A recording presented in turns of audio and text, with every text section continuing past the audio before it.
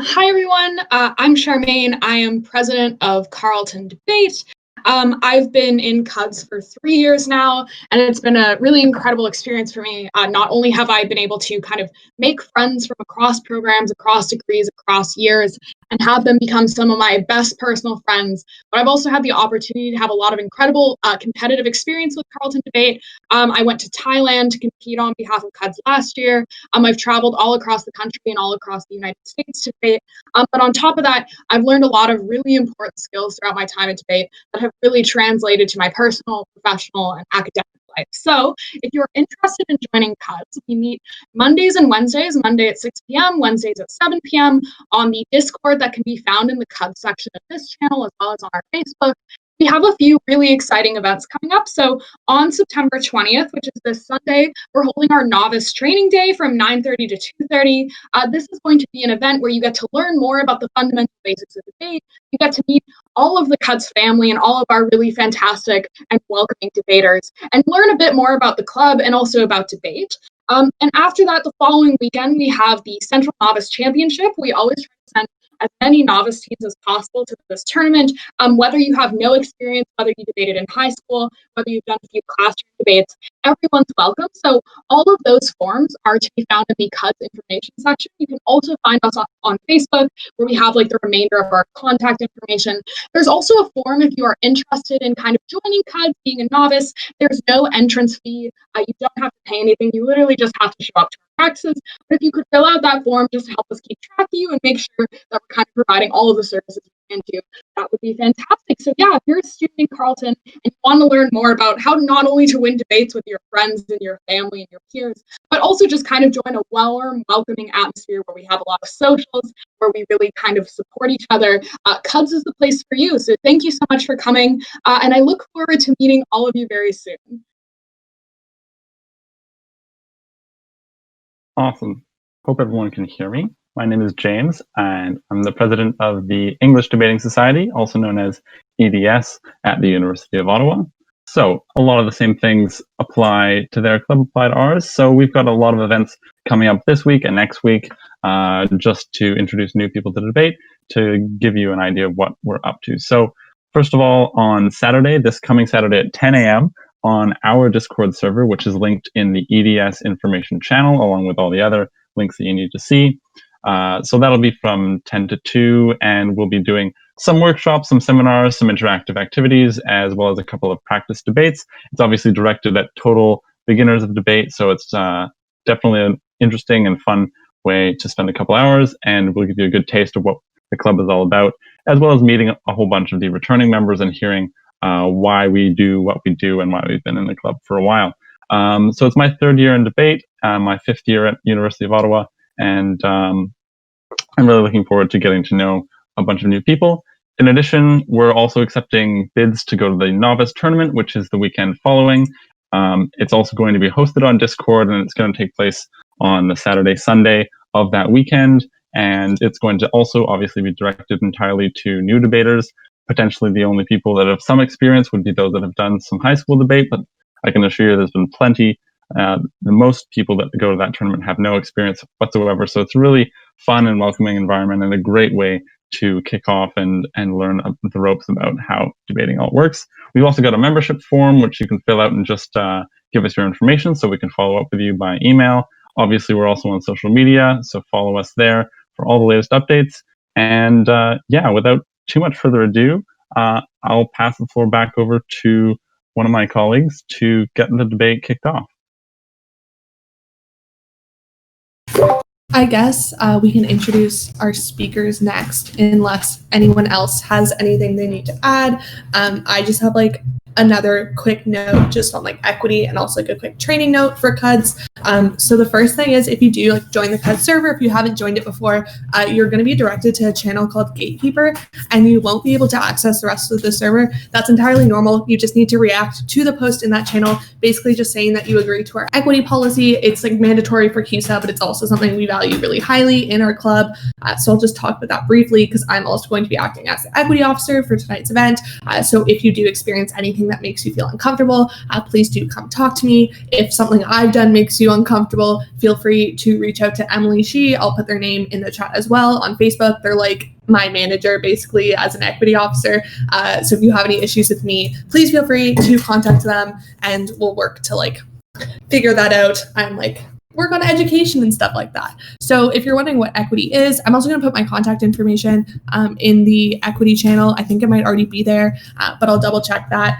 So equity is basically to ensure that debate is a safe, accessible, and welcoming environment for everyone, which means that we focus a lot on creating and protecting spaces that are free from judgment, harassment, or discrimination on the basis of race, ethnicity, sex, gender identification, sexual orientation, religion, class, accent, nationality, and or ability, which is a non-exhaustive list, but it's basically ensuring that you do not behave in a way that would cause any like emotional or physical harms to anyone else, and you consider this in your actions and the way you like hold people accountable and hold yourself accountable. So that's just something that we prioritize really heavily in debate.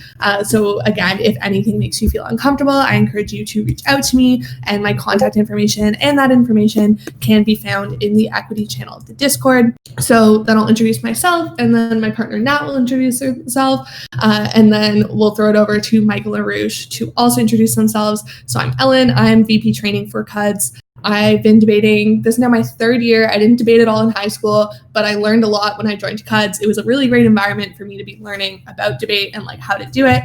And I enjoy it a lot now. I'm in my third year at Carleton, and I'm studying forensic psychology, which means I'm really excited about this motion because it's very much in my wheelhouse. I'm currently the acting equity officer for both CUDS and EDS. So if you do have any concerns about equity in the coming months until new teams are elected, you feel free to contact me. My information's on both of the Discord pages, I believe. And I'm happy to just like chat, even if you're not sure like what exactly went wrong. It's not my motion from CP season, Michael. They're actually quite different. If you stick around for CP season, you'll find out about that. But yeah, so I'm currently the acting equity officer for CUDS and EDS. I'm also the central ombudsperson for C.U.D.S, which is like the organization that all the universities who debate belong to. So very passionate about equity. I'm also really excited for tonight. And I'm looking forward to meeting you all at training day, which will just have a couple seminars that'll go more in depth into like how to construct arguments, what BP debate looks like, how to just do things that you need to know how to do for debate, basically. All the information's on the event page, which is also linked in the CUDS information channel. The last note I have in terms of like training stuff, sorry, that was like kind of all over the place. I meant for it to be more structured, is that on Wednesday at 6:30 p.m., so half an hour before practice starts, I'm going to be doing a seminar on how to do BP debate. It's going to be very similar to what I'm doing for BP training day. BP training day will just have like a bit more information, but if you are interested in learning more about the basics, I encourage you to come out Wednesday at 6:30 on the CUDS Discord server. Yeah, so now I'll toss it over to Nat to introduce her. Oh yeah, and I use she, her, they, them pronouns. Okay, so hi, I'm Natania. I use she, her, they pronouns. I'm the VP external for CUDS. I'm in like public affairs and policy management in my third year, and I've been debating for like a year and a half now. So yeah, cool. Yeah, sorry about that. I was trying to find the unmute button. I couldn't find it, but now I did. Basically, before Michael and I introduce ourselves, we also wanted to introduce our VP training to talk to you a little bit about the training day before Michael and I introduce ourselves as debaters. But yeah, Logan, please speak. Hello. Yeah, sorry for kind of the unordered nature of my time to talk, but I just want to talk to everybody a little bit about our training day that's coming up on this Saturday. So basically, we're going to be hosting a day-long event that starts at 10 in the morning Eastern time if you're attending from somewhere else in a different time zone. So basically, yeah, we're going to have a day full of like different seminars and all sorts of stuff for people who have debated before or have no debate experience. It's just kind of a no experience assumed. So if that's something that you're interested in, if you kind of like what you're going to see here tonight and you want to join our club and you're interested in gaining some experience and just some knowledge, feel free to come up to that. There's a Facebook event with all of like the in-depth details with kind of like an outline of the day. We're going to have some seminars, some exercises, and then in the afternoon, you're all going to have the opportunity to like debate in a few different rounds. And so, yeah, it's just going to be a fun day. You'll get the opportunity to meet other people in the club and just have some fun and learn to debate more. So yeah, if anybody's interested, check out the Facebook event, or there's more details in our Instagram, or if you just want to message me as well, that is cool. You can do that. So yeah, I look forward to getting to meet all of you in greater detail, but I'll pass it back to Urooj. Okay. So basically, I'm the first speaker. Also, Michael and I are the government team. We're both from U Ottawa. My name is Urooj. I go by she, her, they pronouns. I'm one of the chair of socials for the U Ottawa Debate Club. I'm also part of the tournament selection committee. So if anybody would like to join the U Ottawa debate team, I'm more than happy to help you do things like pro-ams. So go with like more experienced debaters to tournaments and stuff. Like, it's very helpful. I found it very helpful. I guess my debating experience is something I should talk about. Basically, I started in my second year. I'm in my third year now. It was really fun, and just to say that it does like give you a huge boost in your confidence when you win things in your novice year, because it is actually pretty like you're only competing against like other first year debaters, so it's really fun and it's really easy to like win awards and stuff, and it's a huge boost for your confidence. So I highly encourage you to go to McNov's. I went last year never having debated before, and somehow we made it to quarterfinals. Lily and I, who you will also meet, who is amazing if you come to U Ottawa debate. But yeah, that's all I have for me.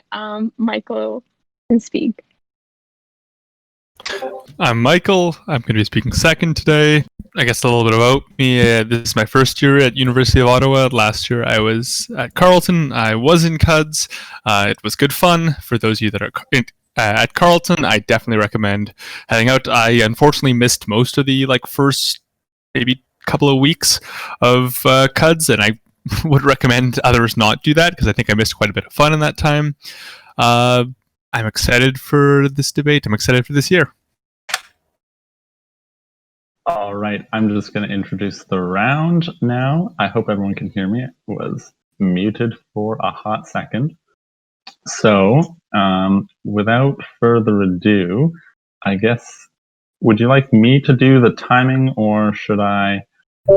If you could do the timer, James, that'd be great. Also, we are doing like a modified front half BP debate, if that hasn't been mentioned yet. So we're going to do 5-minute speeches for the first speakers, and then which is what you'll do at Central Novice and in the first month or so of debate, and then the second speakers will have a 7-minute speech to allow for a quick little whip at the end, which is something you'll learn about at training day or when you come to practice.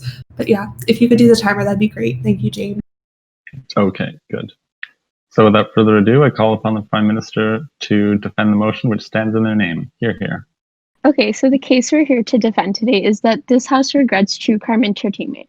First, I'm going to give you a model of what true crime exactly is, and then, okay, everybody that's messaging me, please stop messaging me. Okay, everybody, okay, first I'll define what true crime is and tell you what it looks like, give some examples, and then we'll bring the 3 constructive arguments. The first 2 I'll expand on, and the third one my partner Michael will expand on. Okay, so what is true crime exactly? Okay, so true crime includes all nonfiction, including film, literature, and podcasts on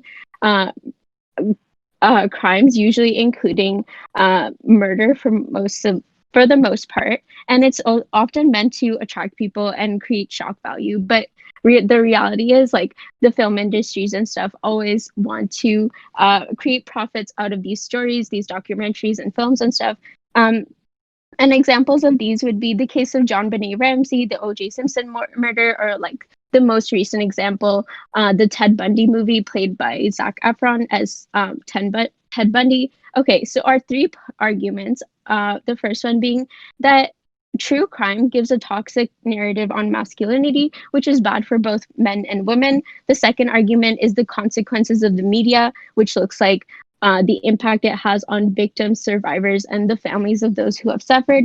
And the third argument, which Michael will expand on, is the impact on judicial systems and juries, as it has to do with forensic evidence. Okay, so on the first point of having a toxic narrative on masculinity, I think it's it's easy to accept the fact that majority of crimes that are publicized and made into true crime entertainment are often done by men, usually in the form of like serial killers and stuff. Oftentimes we'll see that these men are very charismatic. They are able to, they're often portrayed as very charismatic or very likable and stuff. In the case of Ted Bundy being a womanizer, in the case of O.J. Simpson being like a celebrity and stuff, and the media plays this narrative. These films or these pieces of work portray them as something that is attractive and desirable, not only for men to aspire to be, but also for women to be attracted to. And the reality is, like, while we may not consciously accept these messages, subconsciously, it does set precedent for the way we view ourselves.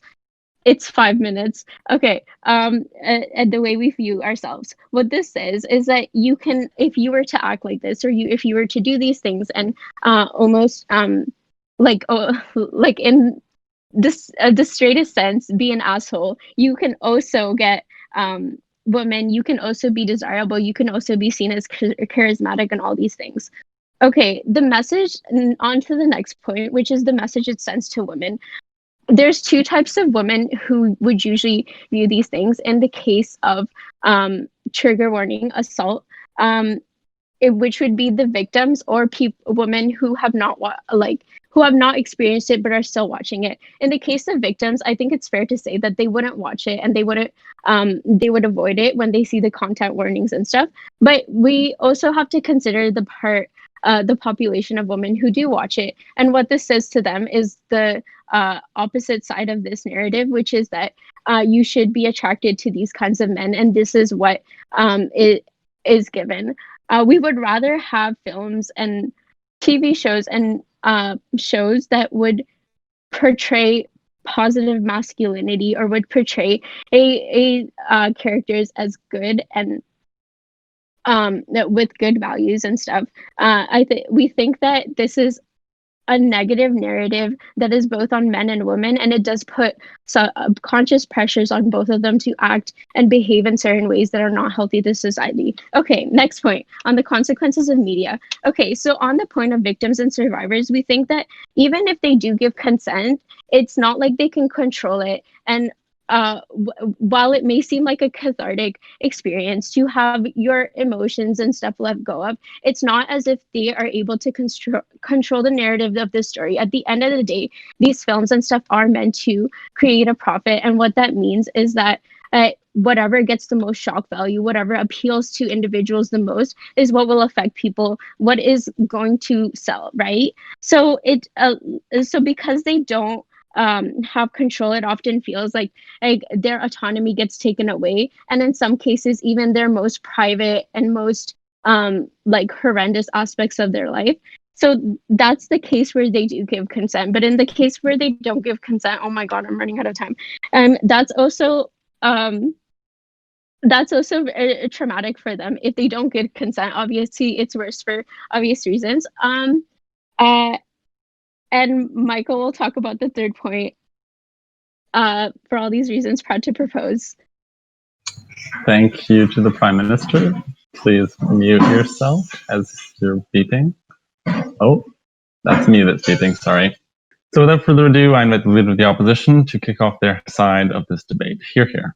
Okay, so first of all, I just want to start off with some framing on what I think true crime is and what I think this round is actually about, and then we'll move into some explicit clash on one point from government, and then we'll move into our case and talking to you about what it's about. Okay, so first of all, we just have to note why true crime is popular, right? True crime is a popular genre because people like to see drama, and they like to get into the minds of other people who are inherently different from them. For example, for serial killers, there are questions of how could this serial killer do that, right? Why is this framing important? Because note that just because true crime stops existing does not mean this need for people to have to get outside of themselves disappears. I think they likely go elsewhere for these stories. I think they likely go to fictional crime TV shows, And I think we're going to tell you why all of the harms associated with true crime get like way worse on the government side of the house, where people turn to fictional TV shows instead. I think that's largely going to be like what the bulk of our case is. Let's just talk about like government's point on like the toxic narrative of men. One, I think that like there's still a focus on like female serial killers. I think that we see this in like a lot of different ways, but I think secondarily, like when people are like, oh, these men are so hot and like Ted Bundy is really attractive,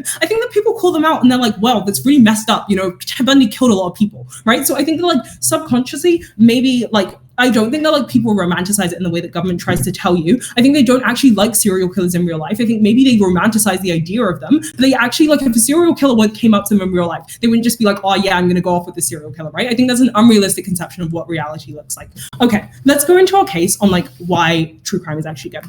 Firstly, we're just going to talk about miscarriages of justice. Secondly, we're going to talk about bringing attention to the survivors of crime. And then thirdly, Ellen's going to talk about like the humanization of criminals and why that's necessarily good on our side of the house. Okay, so firstly on miscarriages of justice, right? Because I think that like, no, the criminal justice system is really messed up, right? Because of this, the criminal justice system actually often fails to achieve actual justice. I think that this means that, for example, like people are locked up for years for crimes they did not commit. And I think this is bad because victims never get the solvency that they deserve on that, like in general, right? So how does this get better on our side of the house? I think we see in the case of like, for example, Steve Truscott, where he was like wrongfully convicted of a crime, and like media attention like drew towards this story, and then people were able to be like, actually no, he couldn't have actually committed this crime. I think that what happens on our side of the house is, one, these shows oftentimes show that the criminal justice system isn't infallible, right? So it shows that the criminal justice system is broken and how there are actual issues with it. And I think that like, given that people are oftentimes so shocked by the types of things that happen and the types of miscarriages of justice that happen, I think that there's a general like sense of like understanding that like people believe in the criminal justice system when oftentimes it actually isn't as good as it as it's painted to be, right? But I think secondarily, I think that for people who get locked up, I think they get attentions for their stories. I think they get things like GoFundMe campaigns started for bail funds, and I think sometimes they're able to get out. I think in government's world, they would never get this kind of solvency. I think the comparative is fictional TV show representations that only show cops as the good guys and the heroes who are like fighting for justice by like whatever means necessary. I think there's always like a good and bad, and there's no ambiguity, and these criminals are just always evil people. And I think that that's necessarily harmful when it doesn't actually show that the criminal justice system can be harmful, right? I think that when we are able to like highlight this, I think that we get more like people who are like more supportive of like criminal justice reform and stuff like that. Secondly, let's talk about bringing attention to survivors of crime, and I think this is going to clash very nicely with our point about the media.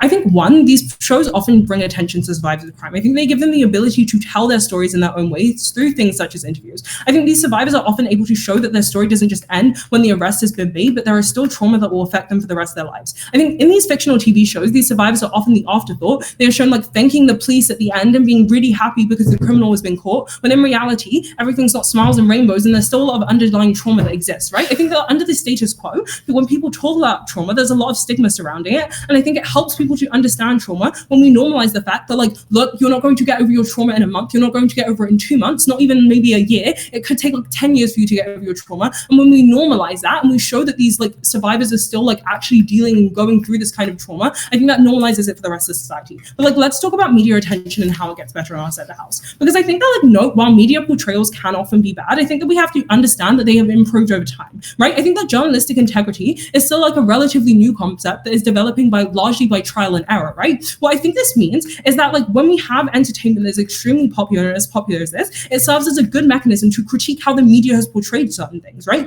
I think that when this critique happens, because these companies are profit incentivized, they start to reform these practices and understand how people want stories to be reported. Through this, I think we get better journalistic integrity, which spills over into other areas. So it's not just necessarily about how we talk about survivors of crime, but it spills over into like how the media talks about other things too, right? I think the comparative on their side of the house that they have to deal with is fewer checks and balances for journalistic integrity and literally no representation for survivors, leading to people not understanding why they aren't just over their trauma, right? I think that like on our side of the house, at least we get a comparative of world where like, one, we are able to like actually like get solvency for these people who've been like wrongly imprisoned. We're able to get attention to these cases, and we're able to prove why the criminal justice system is necessarily flawed. But I think we're also able to better journalistic integrity in ways that like side government couldn't on their side of the house. So proud to propose or oppose. Yeah. All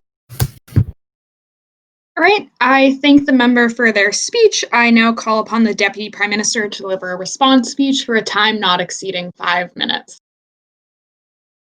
I want to start the speech by just asking, like, what shows is side opposition watching? At what point do you watch, like, Making of a Murderer and go, yeah, the justice system is really harsh. We should let more of those guys go free. Like, that just doesn't happen, right? Like, even if we buy that there's a select few where you actually have things like, let's say, Hurricane Carter, where you actually do look at these stories and examine them and potentially try and argue that someone's innocent. One, they're few and far in between, and two, we don't even argue that they necessarily fall under the true crime genre. We think they much more often fall under like a docuseries or a documentary about that specific case, and much more focused on the criminal justice system on its own, let's say like the 13th, right? So we don't buy that that's actually what true crime is about. We think that's just like really like, helpful framing for side opposition to say that it's actually about the justice system. It's actually about showing how people are like improperly imprisoned or how the justice system is too harsh, but like that's just not what it is. So first, like when they talk about framing, they say true crime is popular because it gets into the minds of people that are inherently different, right? So one, we don't necessarily think that's true, and that's where like when Urooj starts talking about copycat killers, I'm just going to expand on that a little bit further.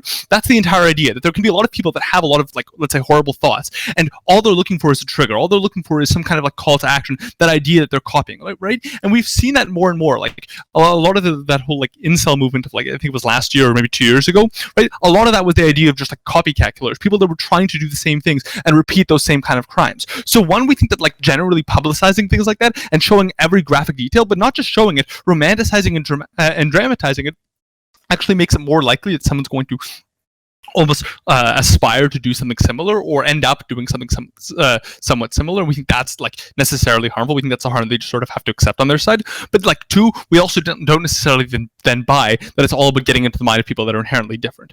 Then the second thing is like, otherwise people will just go to fictional TV shows. So for all our arguments, we think there's a very big difference between something where people have to actually examine that this is false, like this is fiction, this is something that didn't happen, and largely like might not even exist in the same sort of like realistic space. We think we sort of separate that from the world that we actually live in. No thanks, Ellen.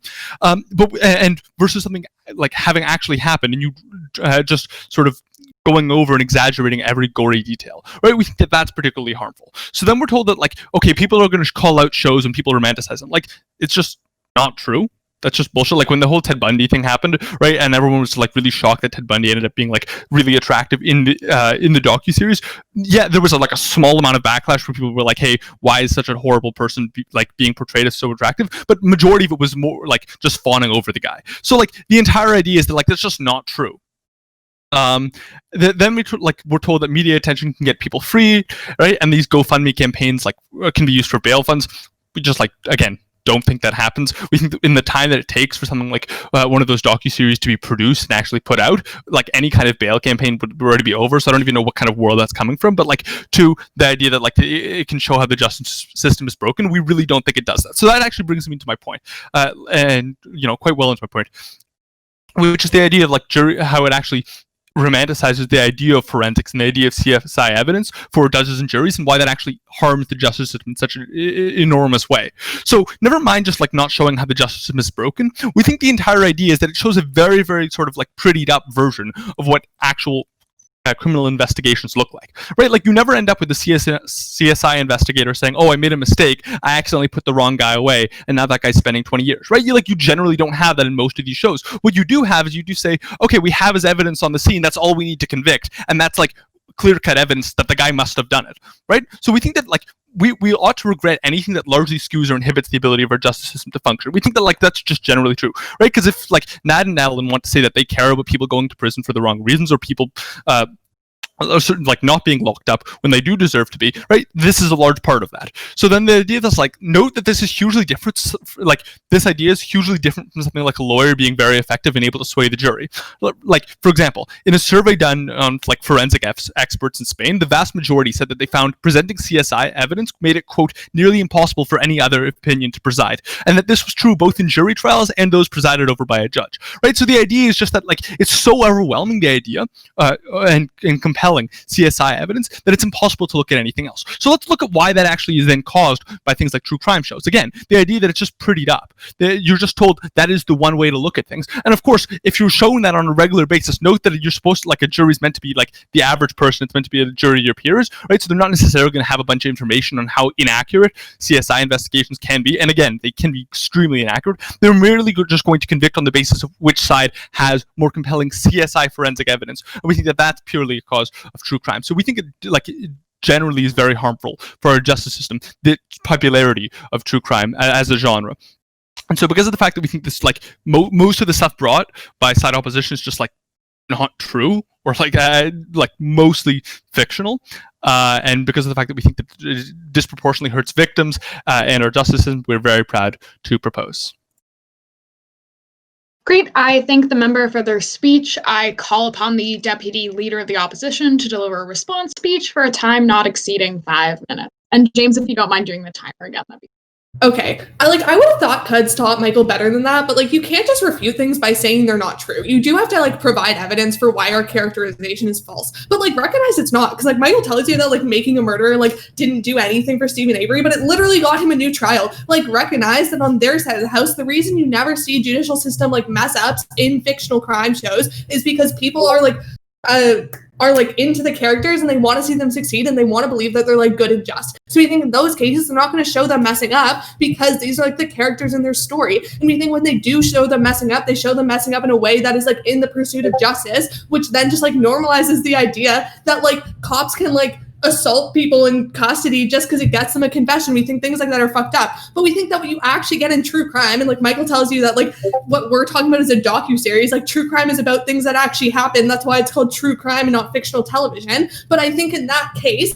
you aren't necessarily seeing justice system like mess ups because that's what people want to watch. Like recognize, like he says this doesn't have an impact. Like Kim Kardashian literally went into law because of true crime shows and now spends her life getting people who were like mistakenly convicted off death row and like makes documentaries about it for like true crime television. I think they have to contend with shit like that. But I also think that like Nat gave you a lot of examples of like ways that this has helped. I'm gonna go into refutation now of their case.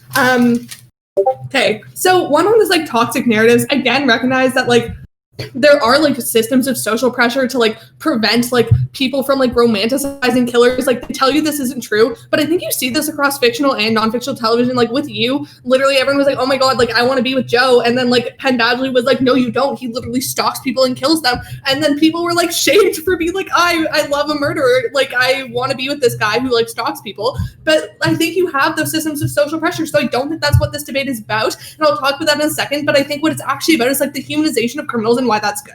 But then two, let's talk about the toxic impacts on victims. One, I think Nat's already talked to you a lot about this. I'll talk about it more in a second, but I think specifically to what Urooj said, I think they need to recognize that like in these cases, victims are like consenting and they are recognizing a risk that is associated, that like they don't necessarily have full control over their story, but they also probably do have some like contractual power to like have an impact on it, because I think these like producers are incentivized to like get in a contract that like the victim is okay with because of the fact that they want them to be in the movie or like their family or whatever. But I think that recognize that this puts the power back into the hands of survivors of crime, because at the end of the day, like the justice system doesn't do that. I think especially to like the Canadian justice system, there are very few opportunities for survivors of crime to be involved in the judicial process. I think this puts the power back into the hands of survivors to tell their own stories. I think that's like necessarily good.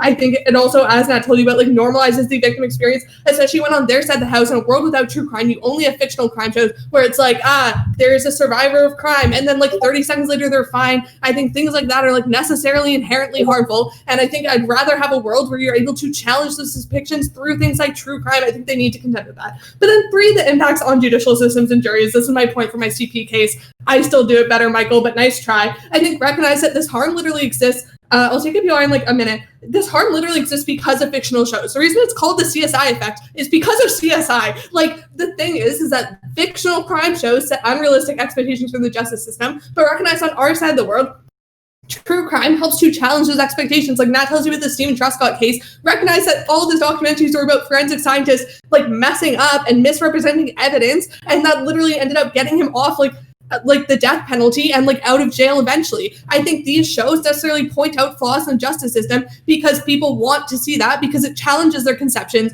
of like what it means to like be involved in the justice system. Urooj, I'll take your POI now.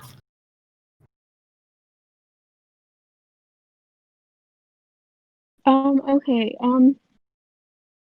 Yeah, okay. So how would you contend with the idea that the fact that it is media, it is a director filming it, and it takes away a lot of the autonomy of victims. So a lot of the time the story does get warped and twisted into ways that are more marketable to audiences to get more. Okay, I already addressed that. I think that one, the producers are incentivized to give a contract that's favorable to the survivor or the survivor's family because they want them in the movie, and that makes better content and that's better profitability for them at the end of the day. But two, I think people are going into this necessarily with the knowledge that that could happen, and I think they're willing to accept that risk and they consent to it. So I don't think it's necessarily the most valuable point in this round.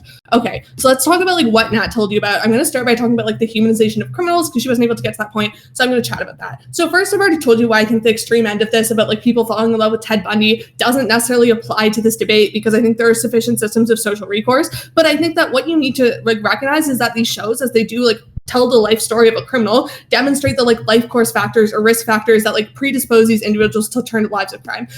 Michael and Urooj tell you this is just going to result in a bunch of copycat killers, everyone's going to become murderers. One, feel free to ask me about the central 8 risk factors that cause people to become predisposed to criminality, but watching violent media is not one of them. There are many other factors like not having access to education or work, or having issues with substance abuse or unstable family environments. All those things are more likely to be contributors. So I think it's most important that you're able to recognize this and depict these in these shows, and then you're able to show what happens to lead these individuals to this point. I think at this point you humanize these individuals as being criminals in a society that necessarily treats them as objects because they are criminals. I think that you see this in things like Girls Incarcerated, which followed a young number of young girls in prison, and it demonstrated the fact that the majority of girls in prison systems have experienced a lot of trauma, and it's is supported by criminological evidence that now informs rehabilitation efforts. I think things like that are necessarily important because people then are made aware of the factors that lead to someone becoming involved in criminal behavior. I think at that point people are more likely to be more inclined towards more rehabilitative efforts, and it changes the social construct and views of what it means to be a criminal. I think you're then less likely to get things tough on crime mentalities. I think that's necessarily really important. I think as these continue to become more popular, it's only going to continue happening to a greater extent. I think that's important. So what do I think are 3 things that we necessarily talked about in this debate? I think one, we talked about social narratives. I think we told you why these shows necessarily focus on miscarriages of justice and point out flaws in the judicial system, and why you don't get that on their side of the house when these type of shows don't exist. I think you have to recognize that our justice system is inherently flawed and does not get justice, especially for people of color and other minority populations. I think these shows often depict this and draw attention to these crimes and allow these people to actually get justice, because it points out when people have been coerced into making confessions. I don't think it's all people falling in love with killers and becoming copycat killers. But then two, the impact on victims. I think we've already told you why this gives the power back to survivors of crime, and it allows them to tell the story on their own terms rather than being coerced into things. And then 3, I think we told you why critiquing the criminal justice system is necessarily really important, and why we get more benefits on our side of the house compared to the CSI effect. Thank you. I thank the member for their speech. I call upon a 2-minute response speech from the government member. Note that Ellen completely accepts the fact that the CSI effect does happen, but then she states that there is one particular series which does go after poor CSI investigations, and in other words, that should negate the entire idea that overwhelmingly the industry itself has accepted that there was too much bias towards it as a result of the popular media surrounding it. So I think that entire sort of one-off example of there's one show sort of tries to refute some of that stuff just isn't adequate, right? And so then we're told that justice is instead gotten by survivors of violence being able to tell their stories. Note that Urooj tells you that the whole idea is if the only time when they're getting to do that is when it makes a juicier story, right? In other words, when it makes it more marketable for those directors. The only thing we hear in response to that is that entire somewhat flimsy point of, okay, well, journalistic integrity is still developing, right? And we can critique bad depictions, we can do bad things to bad directors, but at the end of the day, fine, what are you going to do? Not watch the show, right? Ultimately what they're looking for is those kind of views. So if you're watching the show because it's a well-produced show in that either it can exploit people's feelings or tell just a much more dramatic version version of the story, people are still going to watch it regardless. So the director's really not going to give a fuck what you tweet on the internet, right? Like that's just the fact. So then, like the second thing we have, right, is that idea that like there's social pressure against romanticizing criminals, right? Like we think that as much as there might be the social pressure, at the same time, if something is portrayed in a certain way, it's just very hard not to do that. Finally, we're told that like okay, it can have people get freed. Again, we don't think that's the vast majority of cases. Note that we also don't think that's what like true crime is often designed to do, right? It's just designed to get people interested. Whether or not that means the person gets released, they don't actually care unless it ends up being better for them. So we actually don't think that creates more justice. Again, like let's just like look at the very simple weighing around. Even if we take them at their best, right, and we see that in a few scenarios people are actually able to get free as a result of like mounting social pressure. Note that mounting social pressure still has to result in evidence. So until they tie that link and explain why one results in the other, like they cannot win that point. But even if they do, we still think it's far more damaging for the actual justice system that we rely on so dearly to actually be skewed by something like forensic evidence, just completely dominating the system. Very proud to propose.